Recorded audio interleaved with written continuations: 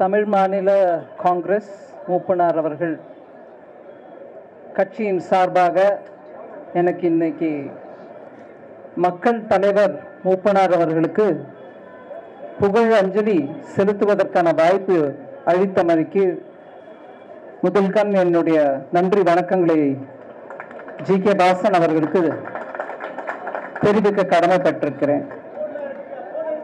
மேடையில் இருக்கக்கூடிய பெரும் தலைவர்கள் அனைவருக்கும் ஒவ்வொரு பேரை தனித்தனியாக எடுக்காம அனைவருக்கும் இன்று இங்கு பங்கேற்பதற்கு வந்ததற்கு மைக்கி நன்றி தெரிவித்துக் கொள்கிறேன்.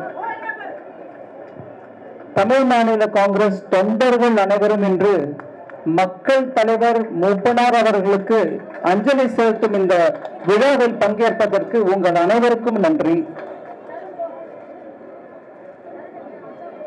எனக்கு முன்னாடி பேசினவங்க சொன்ன சில விஷயங்களை நான் நினைவு கூற வேண்டிய அவசியம் இருக்கு. தமிழ்நாட்டிலே மூப்பனார் வழியிலே எளிமையும் நேர்மையும் தேசியமும் கலந்த ஒரு தேசிய கட்சியின் தலைவராக இருந்தவர் மூப்பனார். அவருடைய தலைமையில் தமிழ்நாட்டிலே காங்கிரஸ் கட்சி வளர்ந்தமையும் அவர் ஒரு தமிழனாக தில்லியில் என்ன ஒரு விதமான ஆளுமை அது பார்ப்பதற்கு எங்க எல்லாருக்கும், நான்லாம் இப்போ காலேஜ்லயும் ஸ்கூல்லையும் அதுக்கப்புறம் அரசியல் முழுமையாக ஈடுபடாட்டியும் அரசியல்ல ஒரு இன்ட்ரெஸ்ட் வச்ச ஒரு వ్యక్తి, ஒரு இண்டிவிஜுவலா நான் பார்த்திருக்கிறேன். அவருக்கு நாடளவில் மதிப்பும் மரியாதையும் இருந்தது.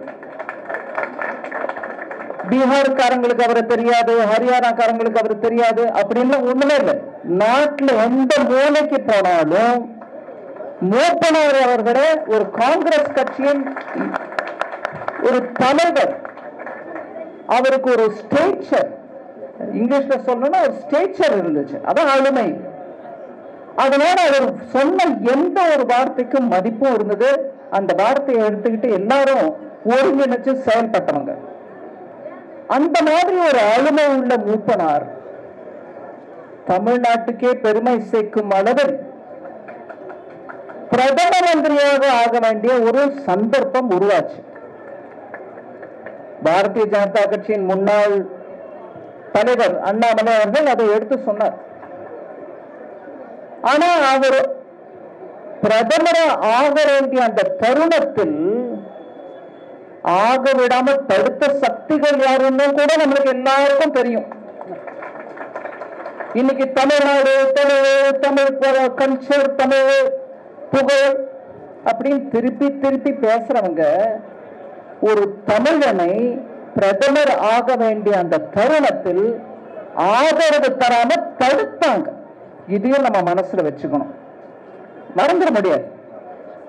அதுவும் ஏதோ ஒரு தமிழர் இல்ல, அந்த மாதிரி ஆளுமை உள்ள மூப்பனார் அவர்களை தடுத்தாங்க. அதுதான் தமிழ்நாட்டுக்கு நடந்த ஒரு பெரிய துரோகம்னு நான் கருதுறேன்.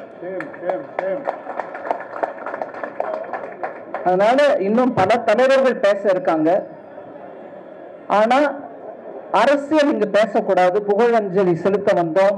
அந்த மாதிரி ஒரு பெரிய தலைவரை பற்றி நல்லது, அவரிடம் நம்ம கற்றுக்கொள்ள வேண்டிய குணங்கள் என்ன இருந்தது அப்படின்றத பத்தி பேச வேண்டிய இந்த தருணத்துல ஒரு சின்ன அரசியல் பேசுறேன்னு தப்பா நினைச்சுக்காதீங்க. தமிழ்நாட்டுல அந்த மாதிரி அவருடைய கொள்கைகளுக்கு ஏற்ற மாதிரி நல்லாட்சி அமைய நம்ம எல்லாரும் முயற்சி செய்ய வேண்டிய தருணம் இது. 2026 வரக்கூடிய தேர்தல்ல தமிழகத்துல ஒரு பெரும் மாறுதலை எடுத்துட்டு வரதுக்குரிய தேவை இருக்கு. அந்த தேவையை மக்களுக்கோசம் பூர்த்தி, அதாவது முழுமை அடைய செய்ய வேண்டிய சக்தி உங்க எல்லாருக்கிட்டையும் இருக்கு, நம்ம எல்லாருக்கிட்டையும் இருக்கு. ஒன்றிணைந்து அந்த முயற்சியை இந்த கூட்டணி மூலமா நம்ம எடுத்துட்டு போக வேண்டிய கடமை தமிழ் மக்களுக்கோசம் நம்ம கிட்டவே இருக்கு. தமிழ் மக்கள் கேட்கிறாங்க, நல்லாட்சி கொடுங்க, ட்ரக்ஸ் எங்களுக்கு வேண்டாம், சாராயம் தண்ணியோட கேடுகட்ட நிலையில பரவுது, ஒரு குடும்பம் பழிச்சுக்கிட்டு இருக்கு, தமிழ் மக்களுக்கு அதனால ஒரு ஆதரவும் இல்லை அப்படிங்கிற அந்த நிலைமை வந்த போது மக்கள் எல்லாருக்கும் தொண்டாற்றுவது நம் கடமை. அதனால நான் உங்க எல்லாருக்கும் சிரம் தாழ்த்தி கை கூப்பி கேட்கறது என்னன்னா, இந்த கூட்டணியை நல்லபடியா நடத்தணும். இந்த கூட்டணியின் மூலமாக மக்களுக்கு நம்ம செய்ய வேண்டிய அந்த தொண்டை ஆற்றணும். இதுல சின்ன சின்ன உட்பூசல்களை பத்தி நம்ம பெரிய கவலைப்பட வேண்டாம். முதிர்ச்சி அடைந்த பக்குவமாக இருக்கக்கூடிய ஒவ்வொரு தலைவரும் இங்க இருக்காங்க. எல்லாரும் சேர்ந்து மக்களுக்கு இந்த தொண்டை ஆற்றுவது எங்களுக்கு ஒரு பெரிய ஒரு கன்விக்ஷன். அதாவது நாங்க கட்டுப்பாடுடன் அந்த நோக்கத்துக்கோசம் உழைக்கிறவங்க.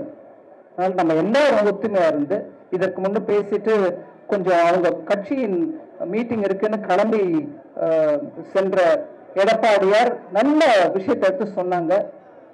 அதனால நல்ல ஆட்சி அமையணும், எல்லாரும் ஒத்துமையை உழைக்கணும். அதே நம்ம மக்கள் தலைவர் மூப்பனாருக்கு செலுத்தும் பெரும் அஞ்சலி.